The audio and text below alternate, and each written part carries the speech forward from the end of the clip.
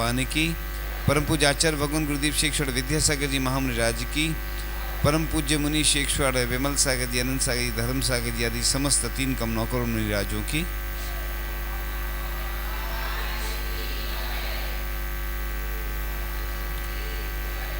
आज का यह पावन प्रसंग, यहाँ पर पाषाण का मंदिर निर्मित हो रहा है और जब मंदिर को देखा तो अत्यधिक प्रसन्नता भी हुई, उसके साथ साथ थोड़ा मन में विकल्प भी आया, क्योंकि जब भूमिका बनती है तो लोग बढ़ चढ़कर हिस्सा लेते हैं, लेकिन जब मंदिर का काम शुरू हो जाता है, प्रारंभ हो जाता है, तो कई लोग पीछे हटने लगते हैं। किसी ने कहा है कि पहले कोई भी काम होता है ना, उसका विरोध होता है, फिर उसके बाद लोग धीरे से उसको स्वीकार करते हैं, फिर तीसरे नंबर पे फिर बाद में लोग उसकी तारीफ करते हैं। तो जो मंदिर का निर्माण होने जा रहा है और लगभग तो हो चुका है, उस मंदिर में सभी का तन मन धन लगना चाहिए। कई लोग कहते हैं कि हमारे पास कुछ नहीं है, तो जो भी अपन सहयोग दे सकते हैं वो महत्वपूर्ण होता है। तो लिखा है कि ग्रंथों में कि धन के देने से गौरव प्राप्त होता है, संग्रह से तो नीचे मेघों की स्थिति, आपने बादल देखे काले रहते हैं, जब बारिश होती है तो सफ़ेद हो जाते हैं। तो जिस व्यक्ति ने जब भी जो दिया है उसके अंदर हल्कापन आया है। पूज्य आचार्य भगवान के पास एक व्यक्ति आया, उसने कहा कि मैं गरीब हूँ। तो महाराज जी लोगों को बताया, तो महाराज जी ने सबने आचार्य श्री के पास भेज दिया। प्रसन्न होकर आया तो पूछा उस व्यक्ति से कि इस प्रसन्नता का कारण क्या है। उसने बताया कि जब से हमें आचार्य श्री ने ये मंत्र दिया है कि दान किया करो, और जब से मैंने दान करना शुरू किया तो मेरे दिन अच्छे हो गए। तो दान से कभी कोई गरीब नहीं हुआ, बल्कि दान देने से प्रभु के करीब हो जाता है व्यक्ति। आज तक कोई आपने सुना हो उदाहरण कि कोई ने दान दिया, और हमने तो नहीं सुना अभी तक कोई ग्रंथ में मिला हो किसी व्यक्ति के साथ ऐसी घटना घटी हो। तो इसलिए कभी दान देने से पीछे नहीं चूकना चाहिए। एक हुकुमचंद हुए हैं, सरसेठ हुकुमचंद, इंदौर में, और उनको बिजनेस में घाटा लग गया। तो उनकी पत्नी ने कहा कि कुछ दान कर दो, तो वो और झल्ला के उसके ऊपर टूट पड़े पत्नी के ऊपर कि तुम पागल हो गई हो क्या, एक तो मुझे घाटा लग गया और तुम ऊपर से कह रही हो कि दान कर दो। लेकिन फिर उन्होंने सोचा कि चलो पत्नी है उसकी बात मान लेते हैं, तो उन्होंने कुछ दान कर दिया, और बाद में उस दान के पुण्य के प्रभाव से उनका कोई और जो बिजनेस था जो भी उसमें फ़ायदा हो गया। तो जितने भी लोग हैं दुनिया में जिनकी भी आज प्रसिद्धि फैली है, और ऐसा भी लिखा है कि दान से शत्रुता का नाश भी होता है, और भगवान बनता है व्यक्ति, तीर्थंकर प्रकृति का बंद करता है। और आज तक कोई जो हमने बताया गरीब नहीं हुआ। एक बार की बात है कि एक व्यक्ति था, उसने सोचा कि आचार्य श्री का चातुर्मास का कलश हमें लेना है, लेकिन उसकी स्थिति नहीं थी, उतनी राशि भी नहीं थी। उसने सोचा चलो एक ज़मीन बेच देंगे अपन, या मकान बेच देंगे, कलश तो लेना ही है। और उसने जैसे ही चतुर्मास का कलश लिया, उस कलश का ऐसा अतिशय हुआ और चमत्कार हुआ कि बाद में एक ज़मीन उसको बेचना नहीं पड़ी, और उसकी राशि भी उसने कलश की जो राशि थी वो चुका दी। ऐसे कई घटनाएं हैं कि प्रतिमाएं विराजमान करी, लोगों ने भावना भाई और कैसे होगा क्या होगा, और होता चला गया, पता ही नहीं चला। इसलिए कभी भी अपन को पीछे नहीं हटना है, क्योंकि आप लोगों ने जो संकल्प लिया है उससे अगर पीछे हटते हैं तो अपन को दोष भी लगता है। इसलिए जो कंजूस होता है वह धन का दान नहीं करता है, वह छोड़ जाता है तो दूसरे लोग उपयोग करते हैं। इसलिए कंजूस सबसे बड़ा दानी होता है कि खुद जोड़ते जोड़ते चला जाता है और दूसरे लोग उपयोग करते हैं। अपन लोग जितना भी धन कमाते हैं अगर दान नहीं करते हैं तो उसका दोष भी लगता है। आज स्थिति ये है कि लोग दिन भर बैठते हैं दुकान पे, कमाते रहते हैं, और कोई रिश्तेदार पैसा खा जाता है, कोई पुत्र खा जाता है, कोई पत्नी पुत्र या जो भी परिवार के रिश्तेदार, कोई ग्राहक, कई लोग बताते हैं कि वो हमारा पैसा खा गया। तो अपन मेहनत कर रहे हैं, पाप का अर्जन अपन कर रहे हैं। इसलिए सबसे अच्छा काम है कि अपन ने जो 2000 वर्ष तक सुरक्षित रहने वाला ऐसा पाषाण का जिनालय बनेगा, तो उसके लिए अगर अपन लोगों ने थोड़ा सा भी दान दिया तो वह कई गुना फल देने वाला है। जब व्यक्ति शांति धारा करवाता है तो 2-3 बार नाम बोल जाता है, उसमें ही लोग प्रसन्न हो जाते हैं। इसी प्रकार से जो प्रतिमा विराजमान करता है उस व्यक्ति का नाम भगवान के नीचे लिखा जाता है। वो इसलिए लिखा जाता है इतिहास की दृष्टि से, लेकिन नाम तो जुड़ जाता भगवान के नीचे कम से कम, तो उसकी रक्षा होती है। अब तीव्र कर्म का उदय है तो बात अलग है, नहीं तो जब भी जो भगवान के निमित्त से जो भी दिया जाता है। एक व्यक्ति थे देवरी में, और सोने के कलश की बात आई तो उनसे बात हुई तो उन्होंने कहा 1 नहीं हम 2 देंगे। फिर बड़े महाराज जी से जुड़े हुए थे, समझाया उन्होंने, तो 2 की जगह 4 कर दिए। उन्होंने अकेले स्वर्ण कलश दान दिए, और कलश बन के भी आ गए। जयपुर से उनने हाथ में लिए, देखे, और कुछ घंटों बाद उनकी मृत्यु हो गई।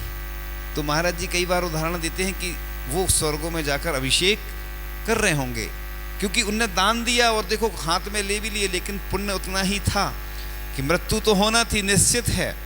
कोरोना काल में या अन्य समय कैसे कैसे लोग किस स्थिति में चले गए, छोड़ के चले गए सब। और जो दान कर जाता है, ऐसा लिखा है खजुराहो की प्रशस्ति में कि मैं उसका दासानुदास रहूँगा जो इस मंदिर की पूजन आदि की व्यवस्था करेगा। पहले के लोग मंदिर के लिए मकान, जमीन, भूमि, सोना, चांदी आदि दे जाते थे कि जिससे मंदिर की व्यवस्था होती रहे। क्यों दे जाते हैं? इससे क्या होगा कि वो तो चले जाएंगे, लेकिन जब तक भगवान की पूजन होती रहेगी उनके हिस्से में, उनके खाते में वह पुण्य इकट्ठा होता रहेगा। ऐसे ही एक दान चिंतामणि हुई है। आचार्य श्री ने लगभग 10 से अधिक बार इसको सुनाया है। अतिमब्बे नाम की कर्नाटक की एक महिला हुई है, अतिमब्बे, 2000 वर्ष लगभग प्राचीन होगी उसकी कहानी, 1000 वर्ष से तो अधिक है।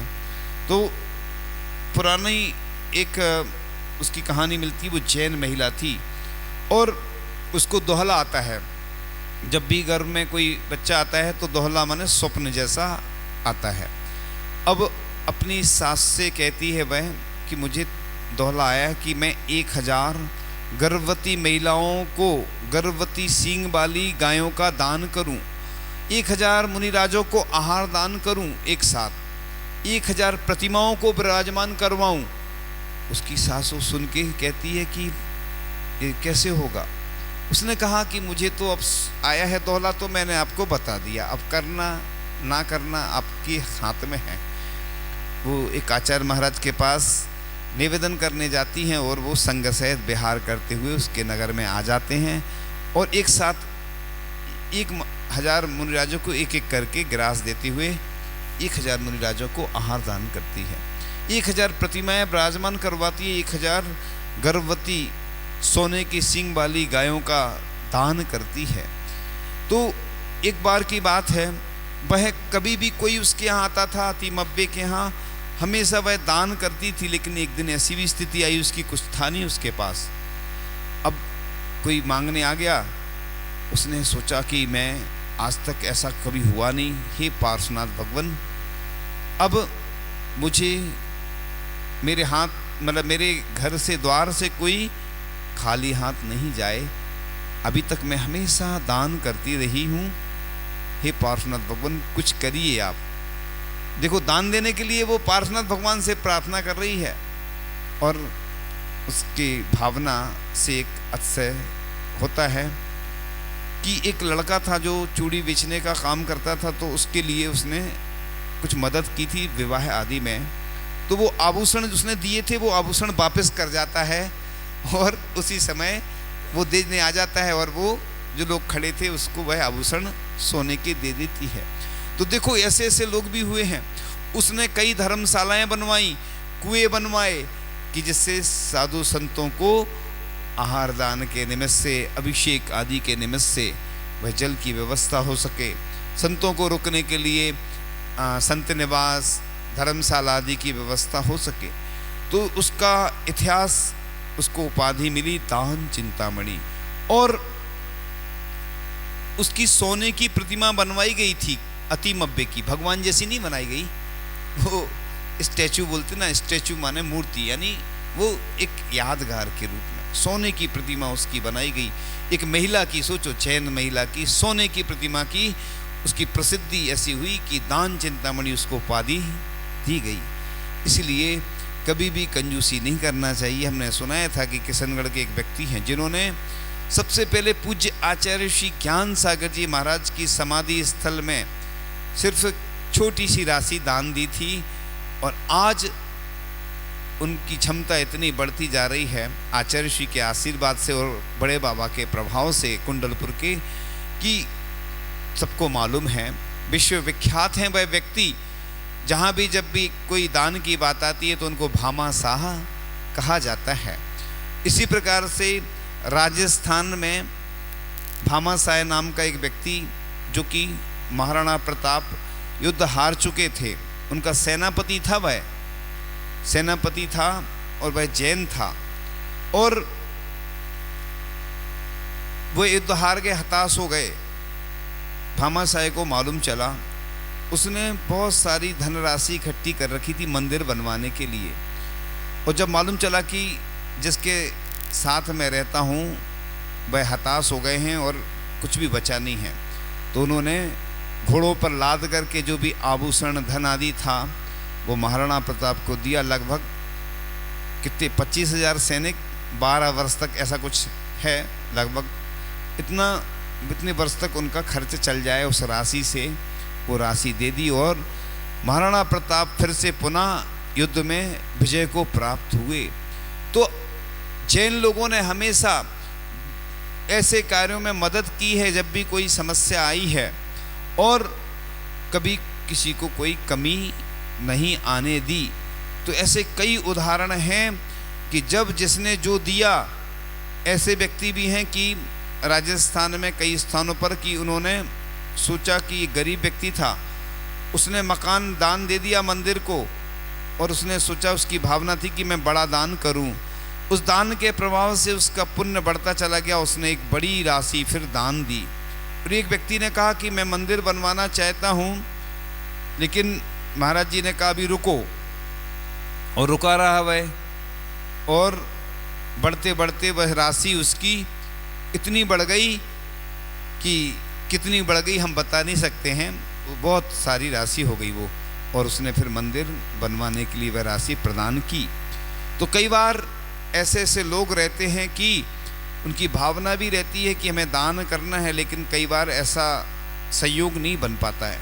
इसलिए यहाँ के लोगों को संकल्प लेना है, चाहे महिलाएं हो चाहे पुरुष, कि चाहे कुछ हो, जी मुझे इतने वर्ष तक मैं कोई साड़ी नहीं खरीदूंगी, इतने आभूषण नहीं खरीदूंगी, लेकिन भगवान का मंदिर जरूर बनवाऊंगी। एक व्यक्ति था, उसने कहा कि महाराज जी मैं भले ही किराए के घर में रह लूँगा, लेकिन मंदिर बनवाऊंगा। तो मैंने कहा तुम भगवान का घर बनाओगे तो तुम्हारा घर तो अपने आप बन ही जाएगा। देखो, सबसे पहले अपन को यही चिंता होना चाहिए कि मैं, इसलिए अपन जब भी शास्त्र स्वाध्याय करते हैं तो कोई प्रिय वस्तु का त्याग क्यों करते हैं, और चंद्र प्रभु भगवान की माला भी फेरें। देखो, विशुद्धि भी बढ़ाना पड़ेगी, तभी काम होते हैं। बड़े बड़े काम के लिए एक पंक्ति आती है, श्रेयांसी बहु विघ्नानी, मतलब अच्छे कार्यों में विघ्न आते हैं। अच्छे कार्य के लिए बहुत प्रयास करना पड़ता है। देखो, आपको ऊपर चढ़ना हो तो कितनी मेहनत करनी पड़ती हो, नीचे गिरना हो तो अपने आप आ जाते हैं, जरूरत नहीं पड़ती, थोड़ा सा ही पैर इधर उधर हो जाए नीचे आ जाते हैं। नीचे आने में कोई मेहनत नहीं करनी पड़ती, ऊपर जाने में चढ़ना पड़ता है। सम्मेद शिखर जी जाते हैं ना, चढ़ाई करते हैं, और भी कई जो तीर्थ क्षेत्र हैं। तो इसी प्रकार से अपन को ये बड़ा काम आप लोगों ने जो सोचा है, एक स्वप्न देखा है, वह स्वप्न साकार करने का समय आ गया है। क्योंकि अगर आपने अभी यह काम नहीं किया, आगे चलकर आपका दुगना हो जाएगा उसका बजट। क्योंकि जब अपन रुक जाते हैं ना तो बढ़ता जाता, तो फिर और आपके ऊपर बहुत सारा भार आने वाला है। इसलिए जैसे आज सुबह आपके प्रमुख यहाँ के व्यक्ति ने अच्छी घोषणा की, इसी प्रकार से सबको करना है जिसकी जो क्षमता है। सुबह बताया ही था, सुबह चूँकि समय हो रहा था तो हमने सोचा कि दोपहर में आप लोगों को यह बात बताएंगे।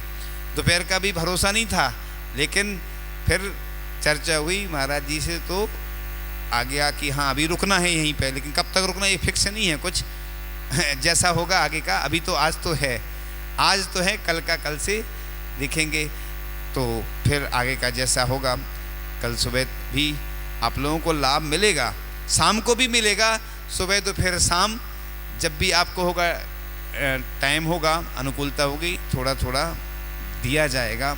इसलिए चर्चा चल रही थी कि धन के 4 उत्तराधिकारी होते हैं, या तो धर्म या चोर या अग्नि या राजा। इनमें से धर्म का अपमान होने पर आदर से सहित शेष 3 पुरुष पर कुपित हो जाते। तो धन त्याग से शोभित होता है। मुनि महाराज देखो त्याग कर देते हैं तो पूरी दुनिया देखो आचार्य ऋषि की दीवानी है कि नहीं। आचार्य ऋषि के आगे पीछे घूमते, एक गिलास आहार मिल जाए देने को, आचार्य ऋषि के दर्शन मिल जाए, उनका आशीर्वाद मिल जाए, उनसे चर्चा हो जाए उनका, तो सब लोग चाहते हैं, क्योंकि आज उन्होंने कुछ छोड़ा है, तभी लोग उनके आगे पीछे घूमते हैं। इसी प्रकार से कोई दान करता है तो उसकी प्रसिद्धि अपने आप फैलती चली जाती है, यश कीर्ति फैलती चली जाती है।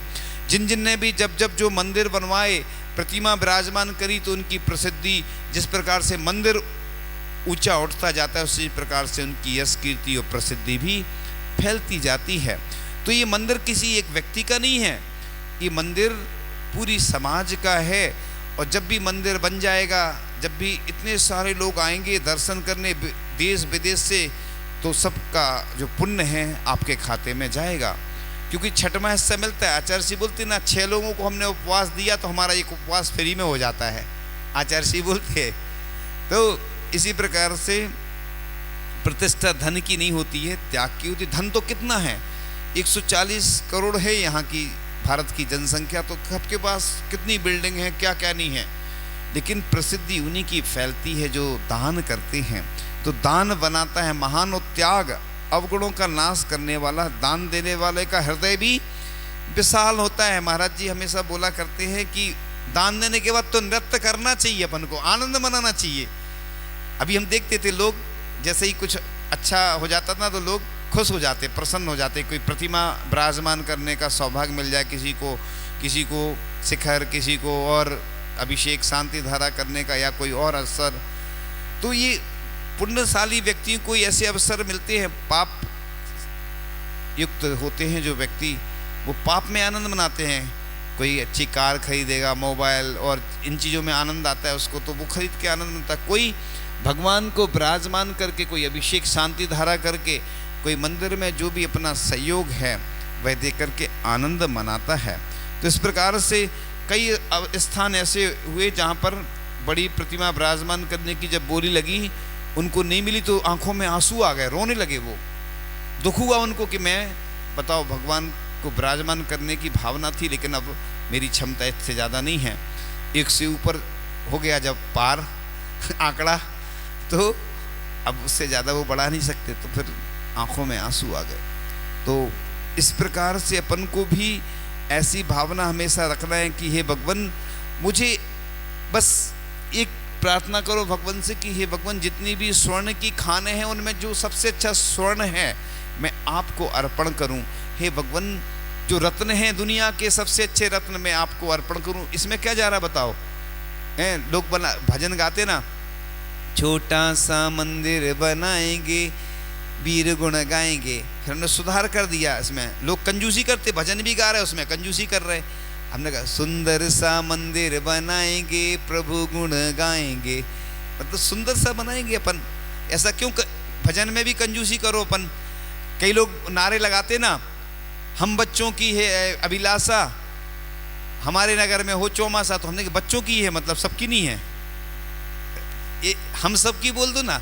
व्यापकता रहना चाहिए ना, कोई भी काम करो तो उसमें व्यापक सोच होना चाहिए। इसलिए अपन जब भी बोलते ना, कोई काम होता है तो बोलते महिला मंडल, बालिका मंडल, नवयुवक मंडल, पंचायत ट्रस्ट कमेटी जो भी रहती है, पाठशाला परिवार, गौशाला परिवार, ऐसे संयुक्त रूप से नाम ले लेते हैं। क्योंकि किसी एक व्यक्ति का नाम ले लो तो और व्यक्तियों को क्या होता, कष्ट होने लगता कि हमारा नाम क्यों नहीं लिया, इसलिए ग्रुप बाई ग्रुप नाम लिए जाते हैं। इसी प्रकार से व्यापकता होना चाहिए अपने कार्यों में। और अभी बहुत सारा काम बाकी है जो सबको मिलके करना है। कल सुबह का समय, आज की रात है आपके लिए गोल्डन चांस वाली रात है, और सुबह कुछ विशेष होगा कल, है ना। सुबह सबको, जैसे आज आए थे ना, सबको बुलाना है, पुरुष वर्ग को जरूर बुलाना है, महिलाएं भी तो रहेंगी, है ना। तो कल का दिन जो है ना, जो हमारे मुनिराज ने जो मेहनत की है ना, उसका फल कल मिलने वाला है।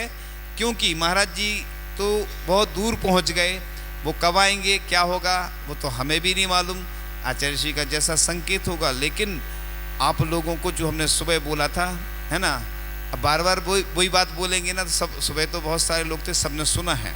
तो इसलिए ये अपना ही मंदिर है और अपन लोगों को ही सबको मिलके बनाना है, किसी कोई बाहर का व्यक्ति नहीं आएगा। और जब बन जाएगा मंदिर तो आप देखना कि आपको भी लगेगा कि हाँ, मैंने इस मंदिर के लिए जो दान दिया वो दान सार्थक हुआ मेरा। क्योंकि अन्य जगह अपन कुछ भी खर्च करते हैं तो वो सार्थक नहीं कहलाता है, उसका तो पाप के रूप में ही परिवर्तन होता है। लेकिन जो ये सब क्रियाएं होती हैं पुण्यशाली बनाने के लिए होती हैं, भाग्यशाली सौभाग्यशाली बनाने के लिए होती हैं। इसलिए हमने सुबह बोला था ना कि पंचकल्याण की भूमिका तैयार हो रही है। यही सोच लो कि पंचकल्याण की डेट आई गई समझ लो, और होना ही है बस अब पंचकल्याण सीधा। तो हम पहले से ही पात्र चयन करना है हमारे लिए, वो पात्र जब बनेंगे जब, लेकिन आज से ही मैंने सोच लिया है कि मुझे ये पात्र बनना है। तो बस अभी से अगर आपकी भावना प्रबल होगी तो निश्चित रूप से बड़ा काम हो जाएगा। कई स्थानों पर देखो, खुड़ादरी में पंचकल्याण हो रहा है लेकिन पात्र चयन नहीं होना उधर, है ना। पाटनी जी हैं, उनके परिवार से स्वधर्मिंद बन गए हैं, माता पिता का भी क्लियर नहीं हुआ है, और बाकी सब लोगों को आना है ना। खुड़ादरी में 511 वर्ष प्राचीन प्रतिमा है, आपके सबसे करीब है, और अतिशयकारी प्रतिमा है, और पाषाण का मंदिर वहाँ बन चुका है। हम लोग तो राजस्थान में ही प्रथम बार आए थे, और अब जहाँ जहाँ भी इधर जो ये नया है क्षेत्र पूरा, तो सबके लिए जुड़ना है। जो जिस रूप में जुड़े, पंचकल्याणक किसी एक व्यक्ति के नहीं होते हैं, सबको बुलाया जाता है। और बागड़ की एक विशेष परंपरा है कि सब जगह निमंत्रण दिया जाता है, और चूल से जाते हैं लोग इधर। चूल मतलब बुंदेलखंड में चूल से होता है सापरिवार, है ना। तो हमने आपको निमंत्रण दे दिया है, क्योंकि आदिनाथ भगवान 511 वर्ष प्राचीन हैं, अष्टधातु की प्रतिमा है। उसके बारे में आप लोग जब पढ़ेंगे सुनेंगे इतिहास तो आपको भी लगेगा कि ये 2-3 बार ऐसी कुछ घटना घटी, लेकिन वापस आ गई प्रतिमा। और ये अतिशयकारी प्रतिमा है, और आचार्य भगवान का आशीर्वाद भी है।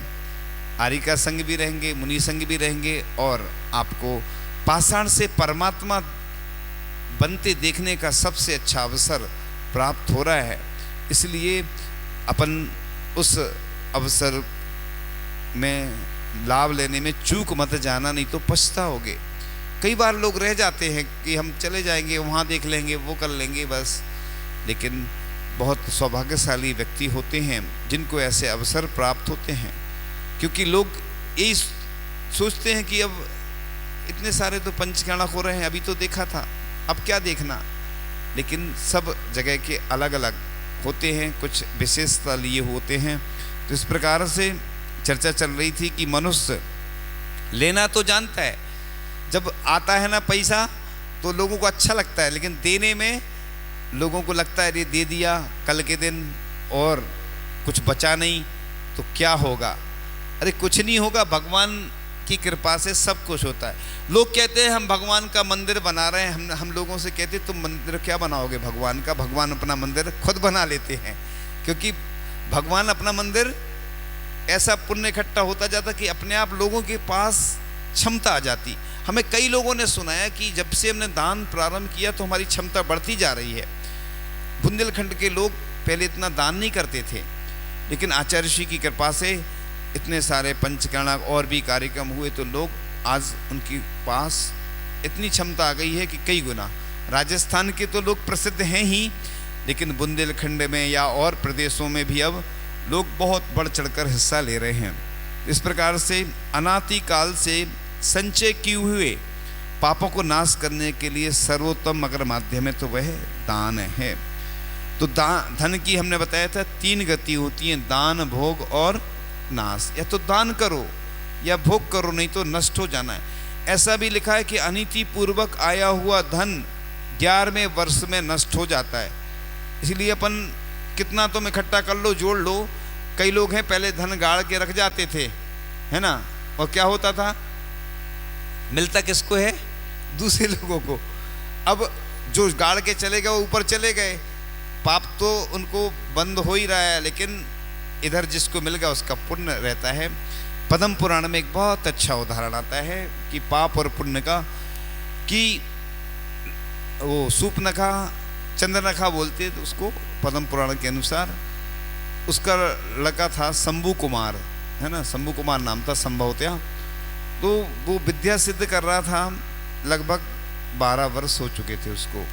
वो बांस के वो रहते भिंडे टाइप बोलते कि ऐसा बांस के खड़े हुए बीच में जगह रहती है, तो उसमें विद्या सिद्ध कर रहा था। एक मैच होता ना जैसे सेमीफाइनल और फाइनल, अब फाइनल होना था बस, और वो सिद्ध कर रहा था। लक्ष्मण जी उस वन में से निकलते हैं, उनको चमचमाती हुई खड़ग दिखती है, उठाते हैं, वो उनको सिद्ध हो जाती है लक्ष्मण जी को, और उसको चला के देखते हैं खड़ग को, तो शंभू कुमार जो बीच में बैठा था उसकी गर्दन कट जाती है और मरण को प्राप्त हो जाता है। यानी कि पाप और पुण्य दोनों यहाँ दिख रहे हैं इस दृष्टांत के द्वारा, कि वह जो 12 साल से सिद्ध कर रहा था उसको सिद्ध नहीं हुई और लक्ष्मण जी को फ्री में मिल गई, और उन्होंने उसी से चला के देखी तो उसकी हत्या हो गई।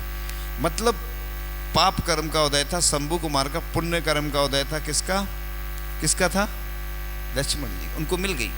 अब देखिए आप, ये संसार की स्थिति, इसलिए तुम कितना भी पैसा कमा लो तुम्हारे हाथ में रहने वाला नहीं है। जो नौकर होता है वो मालिक बन जाता है पैसे का, अपन किसी को देते वो मालिक बन जाता, अपन नौकर बन जाते हैं। कमा अपन रहे, अगर अपन ने दान नहीं दिया तो स्थिति ये होती है। इसलिए जो दुनिया का सर्वश्रेष्ठ मंदिर पाषाण का जो बनने जा रहा है, अगर उससे जो नहीं जुड़ेंगे तो उनका पैसा बीमारियों में जाएगा, अन्य कार्यों में जाएगा, और जिनका इसमें लग जाएगा बड़े भाग्यशाली होंगे, सौभाग्यशाली होंगे, पुण्यशाली व्यक्ति। उनकी हमेशा भगवान के द्वारा रक्षा होती रहेगी, क्योंकि उन्होंने अच्छे कार्य में अपना धन लगाया, तो वो धन कई गुना वृद्धि को प्राप्त होता जाएगा। इस प्रकार से पेड़ फलों का त्याग करते हैं, बादल जल का त्याग करते हैं, पर्वत पत्थर का त्याग करते हैं, और त्याग अवगुणों का नाश करने वाला होता है। आप देखो, कोई व्यक्ति पहले गलत काम भी करता था, लेकिन आज अगर वो प्रतिमाएं ले लेता है, कोई मुनि महाराज बन जाते हैं, कोई अच्छे कार्य कर, तो उसकी प्रसिद्धि भी फैलती जाती है। पहले की बातें लोग भूल जाते हैं, क्योंकि अब अंजन चोर जैसे भी निरंजन बन गए। अपने यहाँ जैन दर्शन में यही तो शक्ति है, भगवान बनने की, किंकर से तीर्थंकर बनने का माध्यम होता है, तो एक यही है जैन दर्शन। किसी को ये नहीं कहता तुम बुरे हो, अगर तुम पहले करते थे कोई बात नहीं, अब छोड़ दो, अब अच्छे बन जाओ इंसान, तो बन सकता है व्यक्ति। तो इस प्रकार से दान विघ्नों का भी नाश करता है। अपने अगर कोई समस्या आ रही हैं और तुमने दान कर दिया तो वो विघ्न भी शांत हो जाते हैं, अपनी परेशानियां शांत हो जाती हैं, जिस प्रकार से उस व्यक्ति का हमने उदाहरण दिया था। तो इस प्रकार से स्वर्ग में भी ऊंचा स्थान पाता है जो अधिक धन नहीं होने पर भी दान देता है। एक सिलवानी में एक व्यक्ति था जिसके यहाँ आचार्य ऋषि के आहार दान का सौभाग्य प्राप्त हुआ, जिसके यहाँ तो उसकी भावना हुई, उसने 11 दे दिए। 11 तो समझ गए होंगे आप लोग, इतना तो सब समझते कि 11 मैंने क्या होता है, कुछ राशि बताने में थोड़ा, और उसकी भावना हुई कि हमें 21 देना है। हमें उसने बताया, हमें उसके बारे में जानकारी ली हमने, तो मंदिर से राशि लेता था और धंधा करके ब्याज सहित वापस दे देता था। उधर व्यवस्था है समाज की, वो कोई दिक्कत नहीं है उसमें, निर्माल का दोष इसमें नहीं लगता, क्योंकि वो ब्याज दे रहा है ना, और मंदिर की व्यवस्था है वो समाज की, कि कोई गरीब है, किसी को इलाज के लिए आवश्यकता है, कोई और कार्यों में, तो वो दे देते हैं और ठीक है। तो एक सेठ के आहार हुए तो उसने भी 11 दिया और एक गरीब ने 11 दिया। आप बताइए कि गरीब का धन ज़्यादा है कि सेठ का धन ज़्यादा है? गरीब व्यक्ति, उसके पास धन नहीं है और उधार लेकर वह बिजनेस कर रहा है, फिर भी उसने दान दिया। ऐसे ही एक व्यक्ति था, वो कहीं का भी हम उदाहरण नाम नहीं लेंगे इस स्थान का, वो हाथ ठेला चला था, जैन था और दान में सबसे अग्रणी रहता था वह। तो महाराज जी जब भी प्रवचन में बात आती थी उसकी बहुत प्रशंसा करते थे। क्यों करते थे? कि जो उसके पास है भी नहीं फिर भी छोटा सा काम कर रहा है मजदूरी का और फिर भी दान दे रहा है। इसलिए जो बड़े लोग दान करते हैं तो उनके पास तो है, वो बड़ी बात नहीं होती। अगर छोटा व्यक्ति बड़ा काम करता है, बड़ा दान करता है, तो पूरी दुनिया में प्रसिद्धि फैलती है। इसी प्रकार से पुण्य का उपादान है तथा बहुत भारी यश का कारण है, ऐसा पद्म पुराण में लिखा है। तो दान देने से धन, मन, तन और जीवन सफल होता है। धन की यदि अच्छी गति है तो केवल दान ही है। तो जो मनुष्य अपने बढ़ते हुए धन को सर्वदा धर्म के कार्य में देता है उसका धन सदा सफल है। तो धन को गाढ़ कर रखने की अपेक्षा धन को गाढ़ा बनाओ, जिससे गाढ़ा आपका पुण्य भी गाढ़ा होगा और धन भी गाढ़ा होगा। तो दान से इंसान का नसीब खुलता है और पुण्य का संचय होता है। और पंक्तियाँ लिखी हैं कि देनहार कोई और है, देता है दिन रैन, लोग भरम मुझ पर करें तांते नीचे नैन। एक और पंक्ति आती है कि पानी बड़े नाव में, जब पानी बढ़ता ना नाव में, घर में बाड़े दाम, यानी घर में अगर राशि बढ़ रही है, दोनों हाथों उलीचिए यही सयानो काम। अगर नाव में पानी बढ़ जाता तो निकालना पड़ता है। ऐसे ही आचर्षी बरगी डैम है जबलपुर के पास, उसका उदाहरण देते कि उसमें होल बनाए जाते हैं। होल क्यों बनाए थे? एयर पास के लिए, नहीं तो वो फट जाएगा बांध। ऐसे ही अगर दान नहीं करते हैं तो वह धन दूसरे लोगों के हाथों में जाता है। पानी जैसे तालाब का सड़ता जाता है, नदी दान करती रहती, कुआं दान करता निकालते रहते और छिर से उसमें आता रहता है। तो बिन मांगे दे दूध बराबर, अगर बिन मांगे देता है तो कैसा है? दूध के बराबर। मांगे दे सो पानी, मांग के देता है तो पानी के बराबर हो जाता है। बह देना है खून बराबर, जामे खींचा तानी। इसलिए हम लोग ज़्यादा नहीं बोलते, बस उपदेश देते हैं, प्रवचन देते हैं, उसके माध्यम से सब काम हो जाते हैं। जबरदस्ती बोलेंगे, किसी की जेब में से दान निकाला नहीं जाता है, दान की भावना ही की जाती है। तो अपन भगवान के लिए मांगने में कोई दिक्कत नहीं है, क्योंकि पंच परमेष्ठी हमारे जिन शासन की प्रभावना आगे होती रहे, इसलिए आचार्य भगवान हमेशा पाषाण के जिनालय को आशीर्वाद देते हैं। चाहे वह कुंडलपुर हो, चाहे अमरकंटक हो, चाहे रामटेक हो, चाहे चंद्रगिरी हो, और भी कितने सारे जो क्षेत्र बन रहे ना पाषाण से के जिनालय। क्यों? आचार्य ऋषि को मालूम है कि आगे आने वाली जो पीढ़ी है वह मंदिर नहीं बनाएंगी, अच्छी दुकान खरीदेंगी, मकान खरीदेंगे, कार और मोबाइल, जो ऐसी ऐसी अच्छी वस्तुएं वो तो खरीदेंगे, लेकिन मंदिर कोई नहीं बनाएगा। इसलिए आचार्य ऋषि को चिंता हुई। तो आचार्य ऋषि हमेशा प्रेरणा देते हैं और मुनि राजों को भी इसीलिए प्रेरणा देनी पड़ती है कि हमारी जो भारतीय संस्कृति, जैन संस्कृति है, वह हमेशा सुरक्षित रहे। पंचम काल के अंत तक मुनि आर्यिका, श्रावक, श्राविका रहेंगे और पंचम काल के अंत तक ये हमारा जैन धर्म चलता रहेगा। तो इस प्रकार से दान ये चल रही थी। मर जाऊं मांगू नहीं अपने तन के काज, पर स्वार्थ के कारण मोह न आवे लाज। तो ये भले ही मेरा मरण हो जाए, लेकिन पर मतलब भगवान के लिए हमें मांगने में कोई शर्म नहीं आनी चाहिए, क्योंकि जिस प्रकार से लिखा है कि कोई छोटी सी भी प्रतिमा विराजमान करता है, उसके पुण्य का वर्णन करने के लिए कोई समर्थ नहीं है। फिर जो बड़ी बड़ी प्रतिमाएं बनवाता है, विराजमान करवाता है, जो बड़े बड़े जिनालय बनवाता है, उसके पुण्य का वर्णन करने के लिए कोई समर्थ नहीं है। इसलिए अपन को ये सब इस एक जगह लिखा था कि दान दिए बिना सोना नहीं और दान देकर रोना नहीं।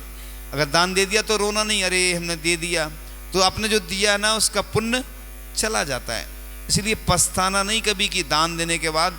हाँ, पाप के कार्य करने के बाद हमेशा पछतावा होना चाहिए कि मैंने अपनी आलोचना करना चाहिए, अपन को प्रायश्चित देना चाहिए कि मैंने ऐसा पाप का काम किया। लेकिन पुण्य का कार्य करने के बाद हमेशा बस प्रसन्न होना चाहिए कि हे भगवान, मैं मुनिराज तो नहीं बन पा रहा, मैं आरिका नहीं बन पा रही हूँ, उतना त्याग नहीं कर पा रही पूरा एक साथ, लेकिन थोड़ा थोड़ा दान करके मैं अपने भाग्य को चमकाने का प्रयास कर रहा हूँ या कर रही हूँ। ऐसी भावना हमेशा करना चाहिए। तो मान नहीं, माया नहीं, नहीं नाम की चाह, मान नहीं, मान की नहीं होना चाहिए कि हमने बहुत बड़ा दान किया, माया नहीं, नहीं नाम की चाह, वह नर नारी दान भंडार में डाले द्रव्य अपार। एक तिजोरी पे जो मंदिर में गुल्लक रखी थी उस पे लिखा था, ये पंक्ति वहीं की है। तो लिखा था कि सैकड़ों मनुष्यों में एक वीर होता है, हजारों में एक विद्वान पंडित तथा लाखों में एक वक्ता और दाता करोड़ों में एक मिलता है। तो एक जगह पंक्ति लिखी थी बहुत अच्छी कि दान वीर कर्ण का मान होता है। कर्ण प्रसिद्ध हुए दान के लिए। दानियों के गौरव का बखान होता है, जो दान की महिमा को समझ जाता है, दुख में भी सुख अनुभव वो पाता है। पुण्य कमाने का रास्ता है ये बड़ा आसान, खोलें अपनी जेबें और कर डालिए दान। दान करे खोल कर दिल, आंखें करके बंद, देख दान वीरता आपकी लिखेगी छंद। छंद में बंद होंगे आप जैसे दान वीर कर्ण दानी, खाली कर तिजोरी जल्दी से लिख दे कहानी। हम अपनी आजीविका जो हमें मिलता है उससे चलाते हैं, लेकिन हम दान देकर किसी की जिंदगी बनाते हैं। श्रेष्ठी जन में श्रेष्ठ है दान वीर सरताज, सदा आपके सर सजे दान पति का ताज। तो इस प्रकार से सम्मान बढ़ता है देने से सम्मान, धन बढ़ता है देने से दान। कद ऊंचा तो कर लिया, ऊंचे रखो विचार, दान धर्म जो ना किया जीवन है बेकार। बंधन अभिनंदन करे धरा और आकाश, दान वीरता आपकी जग में है विख्यात। आगे आकर दान दे जिनके होते भाव, श्रेष्ठ लगे कुबेर से निर्मल दिखे स्वभाव। आज मिला अवसर करो सार्थक अपना धन, भाव बनाओ दान का कर लो जीवन धन। जीवन में सफलता का अरमान ज़रूरी है, हृदय निर्मल कर दे वो दान ज़रूरी है। दानी भी होते हैं, ये अन्य लोगों की भाषा है, इसलिए एक तरह के संत। दान देने से लालच का हो जाता है अंत, दान देने से दिल में सुकून मिलता है, दान देने से ही दिल को चैन मिलता है। दान की महिमा है बड़ी न्यारी, दान देने से जन्म जन्म का पुण्य मिलता है। एक बार भाग्योदय की बात थी, जब संग में ही थे और आचार्य श्री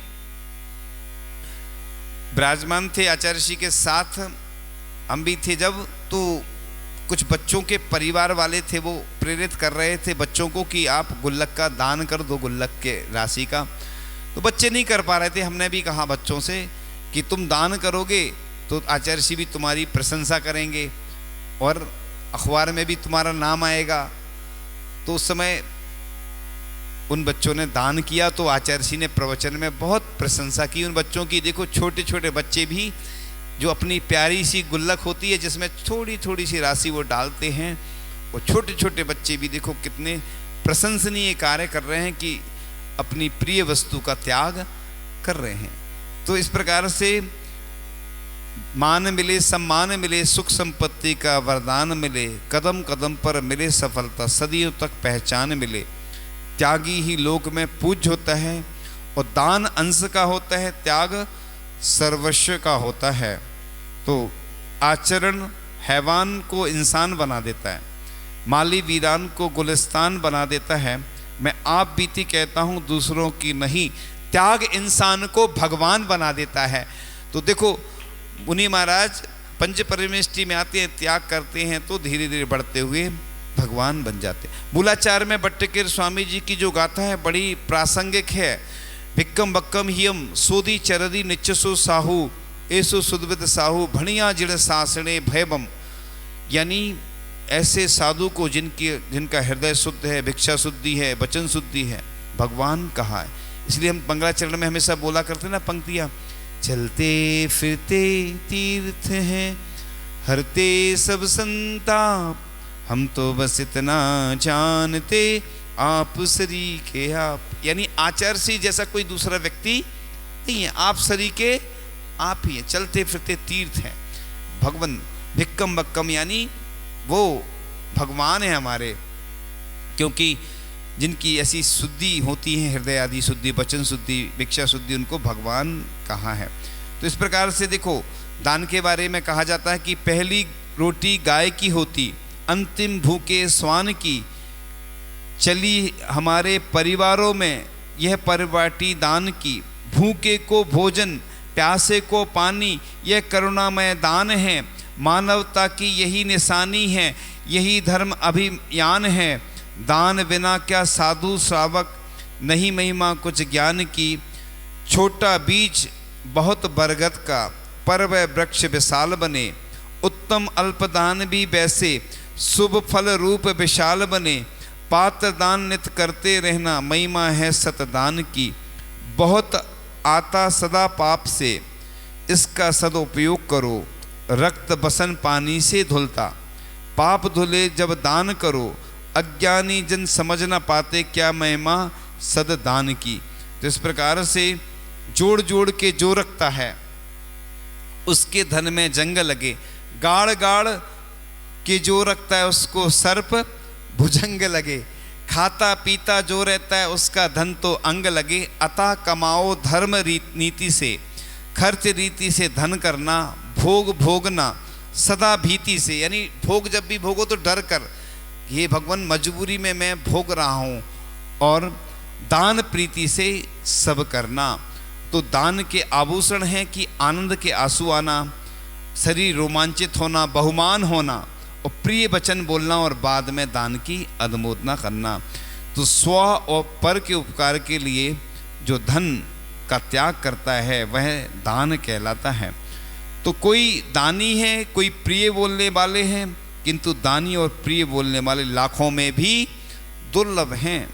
इसलिए तुम्हारे द्वारा जोड़े गए धन से देश समाज का कल्याण हो, राष्ट्र का उत्थान हो। इसलिए हमारे देश में त्यागी की पूजा होती है और दानी की प्रशंसा होती है। कोई कितना भी बुरा व्यक्ति वो दान करता है तो उसके शत्रु भी मित्र बन जाते हैं।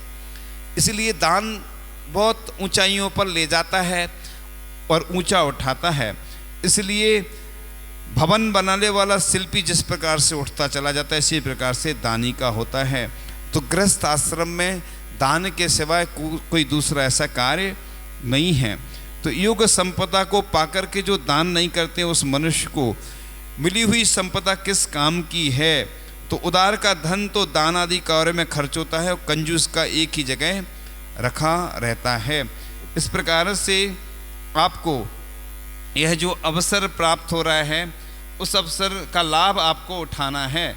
तो इस प्रकार से एक छोटा सा और थोड़ा सा पंचकरणक के बारे में बताते हैं कि जिस घड़ी जिस पल की प्रतीक्षा थी, जिस महोत्सव का स्वप्न सभी ने देखा है, वह घड़ी आज द्वार खटखटा रही है। हम उस घड़ी उस पल के लिए आतुर हैं, क्योंकि प्रभु भावों से ही श्रद्धा का निर्माण होता है।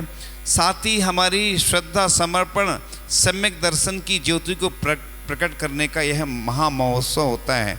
तो धर्म रूपी तीर्थ का प्रवर्तन करने वाले तीर्थंकर के जीवन की जो 5 विशिष्ट अवस्थाएं होती हैं वह पंचकरणक के माध्यम से होती हैं, जिसको सौधर्म इंद्र महामहोत्सव के रूप में सौधर्म इंद्र ने पहले भी संपन्न किया था। अब हम स्थापना निक्षेप से वह संपन्न करते हैं। तो सभी जो इसमें जो दिव्य और भव्य प्रतिमाएं जो विराजमान होती हैं, जिनबिंब, उसके निर्दोष मंत्रोच्चार और सूर्य मंत्र के माध्यम से भावों की विशुद्धता और संयम की साधना पूर्वक उसमें संस्कार होते हैं। साक्षात सम्यक निधि के निमित्त इन जिन बिंबों के दर्शन बंदन करके लाखों लोग उस गुंजायमान स्वर के साथ श्रद्धा से मस्तक झुकाते हैं। और श्रद्धा को जगाने वाले, आत्मा को पावन बनाने वाले इस पुण्यानुबंधी पुण्य महोत्सव में सभी लोग आत्मा से परमात्मा बनने का पुरुषार्थ करते हैं। तो यह नर से नारायण और आत्मा से परमात्मा बनने और मिथ्या दृष्टि से सिद्ध अवस्था को प्राप्त करने की प्रक्रिया का महोत्सव होता है। तीर्थंकरों के जीवन में जो 5 घटनाएं घटित होती हैं उसी को पंचकल्याण कहते हैं। और पौराणिक पुरुषों के जीवन का संदेश घर घर तक पहुंचाने का उद्देश्य होता है। तो इन महोत्सव में पात्रों का अवलंबन लेकर सक्षम जीवन यात्रा को रेखांकित किया जाता है। पंचकल्याणक तीर्थंकर भगवान के गर्भ से लेकर मोक्ष तक की विशिष्ट घटनाएं होती हैं, जिनको देवता लोग तो करते ही, मनुष्य भी इनको मना करके अपने आप को धन्य समझते हैं। तो तीर्थंकर नामक पुण्य प्रकृति के उदय से ही यह सब होते हैं। तो गर्भ में आने से लेकर मोक्ष तक की यात्रा का जीवंत चित्रण कैसे भगवान बनते हैं कि अपन इनको दिखा नहीं सकते हैं, इनका चित्रण नहीं कर सकते, लेकिन पंचकल्याण के माध्यम से वह सब देखने को मिलता है करीब से कि कैसे भगवान नीचे से उठे और गर्भ से लेकर मोक्ष तक पहुंच गए। तो जब मोक्ष होता है ना, तो एक भजन की पंक्तियां गाई जाती हैं। चिट्ठी न कोई संदेश, ना जाने कौन सा देश, कि जाने कहाँ चले गए, कि जाने कहाँ चले गए, कि जाने कहाँ चले गए। यहाँ कोई ना अपना है, जग झूठा सपना है। देखो, यहाँ कोई ना अपना है, इस बैराग भावना का चित्रण होता है यहाँ पर। तो इस प्रकार से कुछ लोग जीवन ऐसा जीते हैं जो अन्य के लिए भी आदर्श बन जाते हैं। अपना तो कल्याण कर ही लेते हैं, लेकिन उनके संपर्क में आने वालों का भी कल्याण हो जाता है। तो मानव जीवन के हितार्थ व आत्मिक शांति की प्राप्ति हेतु, प्राणी मात्र के कल्याण हेतु ये सब होते हैं। तो विविध धार्मिक आयोजनों के साथ पंचकल्याण की ही क्रिया के साथ इसमें प्रतिमाओं की प्रतिष्ठा होती है। तो इस प्रकार से अपन लोग इन पंचकल्याण के माध्यम से कुछ सीखेंगे। तो अपन को पंचकल्याण जब होंगे जब आचार्य श्री का आशीर्वाद मिलेगा, लेकिन आज से ही हम वह भूमिका तैयार करेंगे। जैसे परीक्षा हम एक वर्ष बाद देते हैं, बीच में भी होती हैं, लेकिन तैयारी शुरू करते हैं। जो बच्चे पहले से पढ़ना शुरू कर देते हैं वो परीक्षा में पास हो जाते हैं। इसी प्रकार से हमें कमर कस के तैयार होना है। कुछ को तुम जगाओ, कुछ को हम जगाएंगे, कुछ अंधेरा तुम मिटाओ, कुछ अंधेरा हम मिटाएंगे। तो इस प्रकार से यह जो होती है, इस प्रकार से यात्रा अपनी पूर्ण होती है। और कुछ पंक्तियों के साथ विराम लेंगे कि हमें रास्तों की जरूरत नहीं है, हमें तेरे कदमों के निशा मिल गए हैं। हमें रास्तों की जरूरत नहीं है, हमें तेरे कदमों के निशा मिल गए हैं। तुम्ही से ज्ञान का दीपक जला है, तुम्ही से घन घोर अंधेरा मिटा है।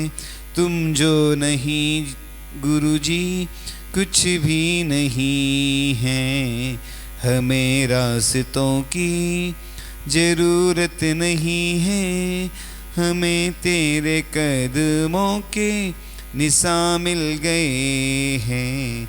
छाया जो दिल पे गम का अंधेरा, तन्हाइयों ने जो मन को घेरा, खिलता शबेरा लेकर तू रूबरू है, हमें रास्तों की जरूरत नहीं है।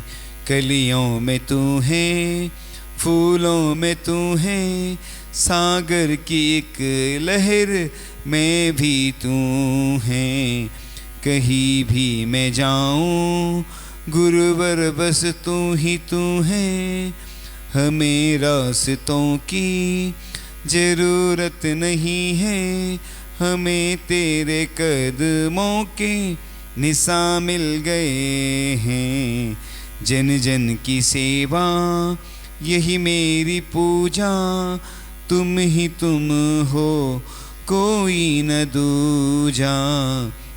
मुझसे है सब कुछ रोशन, कण कण में तू है, हमें रास्तों की जरूरत नहीं है, हमें तेरे कदमों के निशान मिल गए हैं। इस प्रकार से आज का यह विषय पूर्ण होता है। शाम को फिर 6 बजे आचार्य भक्ति अगर होती है यहीं पर तो ठीक है ना, फिर कुछ देने का प्रयास करेंगे जैसी अनुकूलता होगी महाराज जी की, ठीक है ना। और कल फिर सुबह 8:30 बजे का समय रहता है ना, क्या रहता है समय 8:30 बजे का, क्योंकि ठंड का समय है। अभिषेक शांतिधारा होगी पहले, फिर 8:30 से देख लेंगे जैसी अनुकूलता, ठीक है। तो आप लोगों को कमर कस के तैयार रहना है। सुबह फर्स्ट पार्ट हुआ था, अभी सेकंड पार्ट हुआ है। अब अपने घर में सब लोग चर्चा कर लेना, है ना। ये स्वर्णिम अवसर आया है, इसके बाद अब कब आएगा क्या होगा हमें खुद नहीं मालूम। ये तो साधु संतों का कोई भरोसा नहीं रहता है। लोगों ने बार बार बुलाया तो ऐसा पुण्य बढ़ा आप लोगों का कि साधु संत चलकर आए हैं। जो लाभ ले लेगा वह भाग्यशाली होगा, नहीं तो जहाँ जहाँ नहीं गए उनसे पूछो उनको कितना विकल्प होता है। कल छोटे से गांव में जहाँ रुके हुए थे, लोगों की बहुत भावना होती, रुक रहे थे हमें लाभ मिल जाए। जिनको नहीं मिलता उनको कीमत होती है, और जिनको मिलता रहता है उनको कोई कीमत नहीं होती है। इन्हीं भावनाओं के साथ आप लोग अपने पाषाण के जिनालय को अति शीघ्र बनाकर एक भव्य और एक महापंचकर्णक महोत्सव करें, जिसकी प्रसिद्धि पूरी दुनिया में फैले और दुनिया के लोग कहें कि हाँ, यहाँ के लोगों ने अपने आराध्य को एक नवनिर्मित पाषाण का मंदिर बना करके विराजमान किया है। तो बड़े सौभाग्यशाली और भाग्यशाली होंगे ऐसे व्यक्ति जो इस मंदिर में पहले जुड़ चुके हैं, और जो कल और जुड़ेंगे, जो सहयोग देंगे। आपकी खबर पहुंच जाएगी महाराष्ट्र तक, समझ गए ना कहाँ तक पहुंच जाएगी। आजकल तो तुरंत पहुंच जाती ना, सब पहुंच जाएगी खबर, आचार्य सिंह तक भी पहुंच जाएगी, और आचार्य सिंह का भी आशीर्वाद आ जाएगा आप लोगों के लिए, ठीक है ना। इन्हीं भावनाओं के साथ जिनवाणी के ज्ञान ते सूझे लोकालोक सोबाड़ी।